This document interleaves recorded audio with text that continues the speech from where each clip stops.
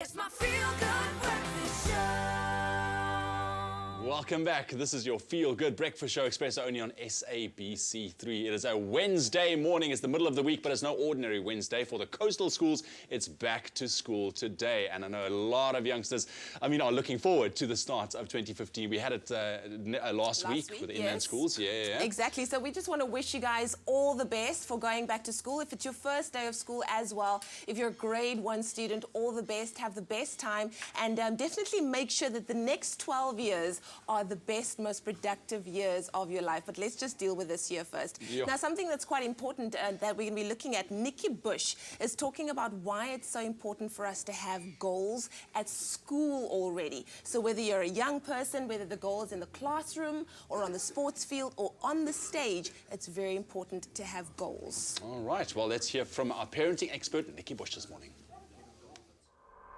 It's quite customary for us adults to make our own goals at this time of year in the form of New Year's resolutions. But did you know that a family can really benefit by getting the children to do the same and make their own goals? And Nikki Bush has tips on exactly how to get that going. Nikki, how is it that children can make goals for themselves and how can we encourage them to do it? Tenji, I think it's really important that we encourage children to dream and to think big. They also need to have those dreams tempered with a little bit of reality, but it starts with a conversation. And maybe a good place to start is looking back at the year gone past and start talking about maybe what are the 5 things that you learned last year about yourself, about life. Absolutely. So it's quite easy for parents to have this conversation, but how do the kids keep remembering that they have this goal throughout the year?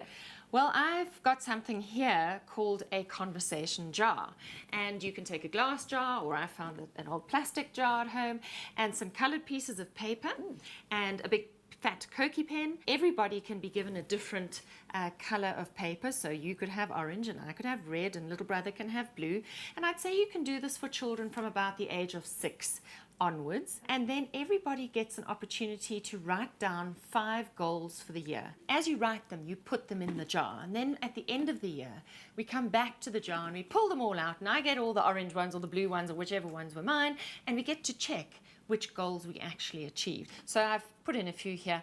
Going fishing with Dad. There's 2 things here. Maybe it's learning how to fish, but maybe it's that togetherness opportunity to have with Dad. Maybe Dad's really busy, but your wish is to go fishing with Dad. Now, if Dad knows that's your wish, guess who's going to make sure that that goal is achieved? This one says, how about getting my brown belt in karate? If you've got a cricketer in the family, he might want to be improving his batting average. So it's helping children to cast their vision forward and then take the baby steps in order to meet that vision. And children a lot of the time like to compare themselves to their friends. So how is it that parents can make sure that their children aren't competing or really just parroting their friends and making their own personal goals? Well, of course, there will be some goals that are the same for everyone, but they also need to understand that they're individuals. And I learned a very important lesson from my child's swimming teacher years ago, and he was teaching the children how to pace themselves across a length. And he said, don't look at the child next to you because your pace might be very different. And if you follow another child's pace, you might not reach your goal. And it was such a good lesson to learn that we all have our own pace, we all have our own goals, we have our own individual way of going about things. Absolutely. And finally, how important is it for the adults in the family to pursue their own goals to set an example for their children? Well, in this jar, I actually do have a couple for the adults too, like get a new job or buy a new car. And it's really important for children to see their parents inching towards those successes.